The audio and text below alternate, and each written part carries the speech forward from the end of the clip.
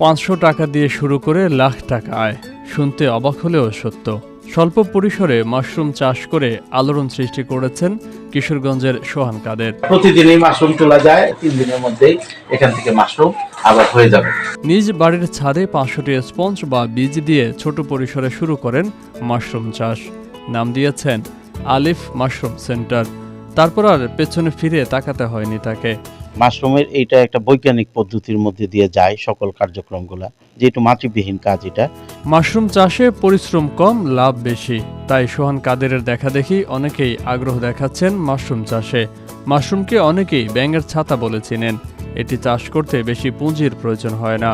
500 টাকা দিয়েও মাশরুম চাষ করা যায় বলছেন সোহান কাদের। মাশরুম আসলে আমাদের দেশে ব্যাঙের ছাতা নামে পরিচিত। মাশরুম চাষ করতে অনেক টাকার প্রয়োজন না, একটু ইচ্ছা শক্তি এবং একটু কর্মের প্রয়োজন। আপনি 500 টাকা দিয়ে মাশরুম চাষ শুরু করতে পারবেন। মাশরুমে 1 মাসের মধ্যে ফলন চলে আসে। এত কম সময়ে কোনো ফসলের ফলন আসে না।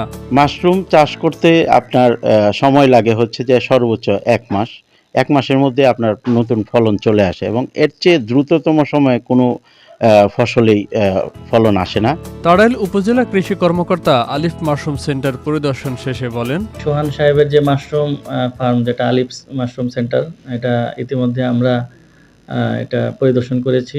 বিশেষ করে আসলে উনি সহ আরো 15 জন কৃষককে আমরা সাভারের মাশরুম সেন্টারে একদিনে একটা প্রশিক্ষণে পাঠিয়েছিলাম। মূলত ওইখান থেকেই ওনার এই আসলে আগ্রহ এই মাশরুম উদ্যোক্তা হিসেবে গড়ে ওঠার জন্য।